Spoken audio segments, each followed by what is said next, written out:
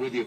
Mr. Cardenas pointed out, for folks who are saying that tough questions aren't being asked, maybe some people missed the committee meetings, but we've had over 2 hours. In fact, when public questions have been raised by members of the public, council members have asked those exact same questions. They put them on the record.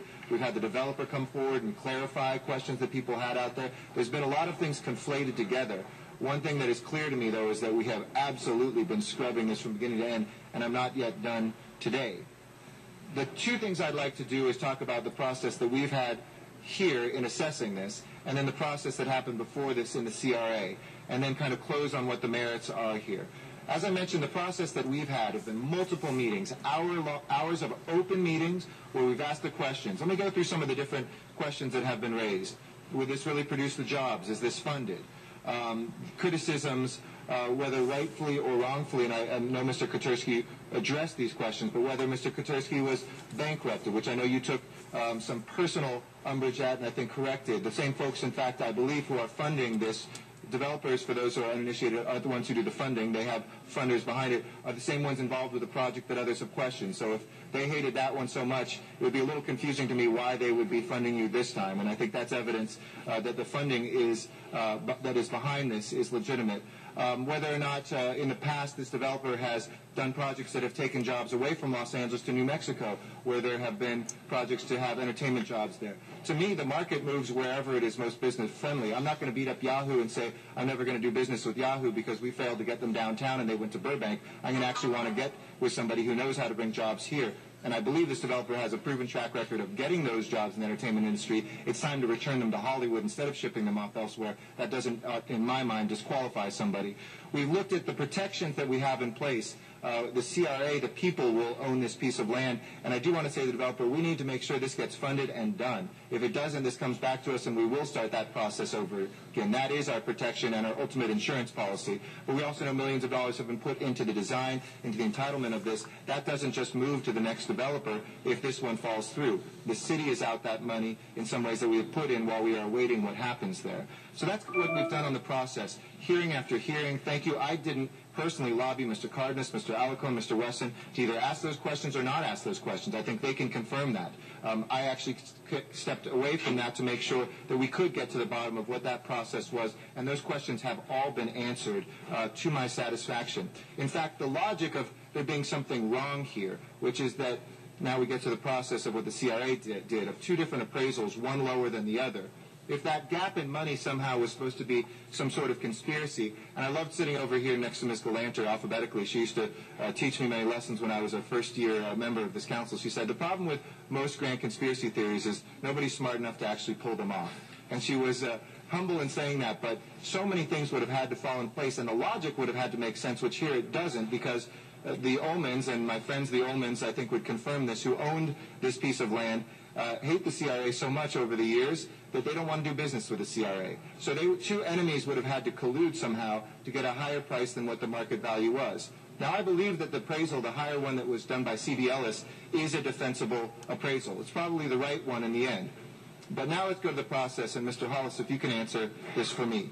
Somebody in the CRA did, unbeknownst to my office, unbeknownst to the developer, unbeknownst to the public that was out there, have a second appraisal done. I don't know if they were asking for a second opinion. They wanted to do that on the side. They wanted to double down and figure out what the actual worth was. That appraisal, which might not have been done as well as the first one in looking at this and scrubbing it out, came in lower. So to the public perception, it seems like, wait, the city took CRA money and overpaid for this piece of land. So 2 questions. One, do you believe that there was an overpayment, that the C.B. Ellis appraisal is wrong? And 2, how the heck did that happen? Well, I'll address the first question first. I've read both appraisals. I am not an appraiser. I've been in the real estate business for a number of years. I believe the C.B. Richard appraisal is a fair, honest appraisal. That appraisal was not done for the redevelopment agency. That was done for the private lender on this project. And the private lender, an independent private lender, required that appraisal in order to loan on this project. So it was done in the private marketplace. It was provided to the agency at some point in time by the developer, but it was not done. That's because the developer was buying directly from the private landowner at that point. There was not CRA involvement. That is correct. The agency commissioned an appraisal, the $4 million appraisal, and to our best knowledge, the developer had no awareness that that appraisal existed. Well, I certainly didn't as well, and I think that the folks that were working on this project didn't as well. So why did that happen? Have you looked in? Has there been enough of an investigation to find out? I mean, I've heard generalized answer, those folks have moved on, we're not sure. But I'm not satisfied with an agency that can't police itself, and I want to know that not only the process has been changed moving forward, which I appreciate, and you've put that forward, but it's also about looking back and holding people accountable. We have interviewed, members of our organization have interviewed staff who were with the agency at the time, and they did not have a specific recollection of how this occurred. That's all I can tell you. So we couldn't go to the folks that do the appraisal and say, by the way, who called you? I mean, it doesn't just happen out of thin air. No, it was, I'm sorry, it was clear that our appraisal was ordered by our appraisal people. There was no question that we ordered an appraisal. That appraisal came in. We ordered that appraisal. There's no question about that. So then what broke down in terms of communicating that? Why did it take a Public Records Act request for me to find out that that appraisal had been done for the folks that were involved in that deal to say, oh, by the way, you know, when we pay this developer X amount, there might be a gap between what we internally do. Maybe we need a second one, or at least need to address that gap to make sure that we're not spending too much public money on this. I believe that the appraisal that many of us did not know about was, in fact, the C.B. Richard Ellis appraisal. We knew about the agency appraisal. That appraisal, however, was not referenced when this item went to the board to acquire that property. The board report merely said this property is being acquired based upon an appraisal. So did we pay the value of the lower appraisal, or did we pay the value? We paid the value of the higher appraisal, the C.B. Richard Ellis appraisal. But we didn't know that it existed? I'm saying people who have been looking into this who were not there did not know that appraisal existed until very late in the process. Now, what should have been done, what our procedures required, was that if you use an outside appraisal, that appraisal should have been reviewed by an appraiser or an appraisal expert within the agency by the agency. There's no evidence that that review occurred, and that's where the system broke down. Was if we were going to use the C.B. Richard appraisal, which was permissible under our procedures at the time, it was only permissible if we conducted a professional third-party review of that appraisal, and there's no evidence that that occurred.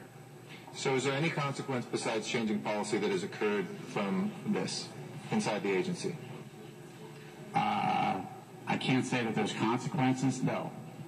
So there's not been a report of saying who didn't do what you believe should have been policy, this was just kind of unintended. Well, how would you describe what this was? I mean, because obviously the conspiracy theory is there's something wrong here. I've looked and scrubbed this. I can't find that dark conspiracy that actually leads to something corrupt. What I can find is a lot of incompetence and something that doesn't serve the policymakers, gives the public perception. We just debated Community Development Agency here yesterday, as you know, and I know you're on the receiving end of this today and appreciate the work you're doing, but I still need to express this. Yes. This is why people don't trust sometimes. These are very complicated deals.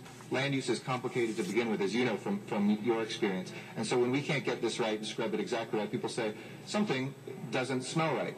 Now, I've tried to keep these two things separate today because we have to change that system, and that's different from whether this development should move forward. Some have conflated that, and I think wrongfully.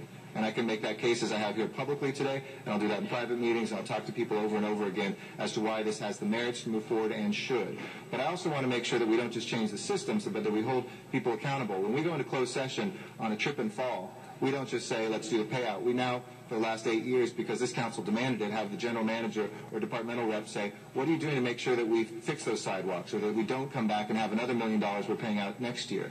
I want to know, what are we doing besides changing that policy? Who is held accountable for that happening? Councilman, all I can say is if those employees responsible were with the agency today, there would have been, we would have followed procedures that would have held them accountable. I don't know how to do that for folks who are not with us in the organization. I appreciate that. You don't have formal authority over these people who have moved on, but I think that the light of day needs to be shined on it. I think people are adults and they can take the consequences of that. They can defend themselves if there's something that they say is defensible.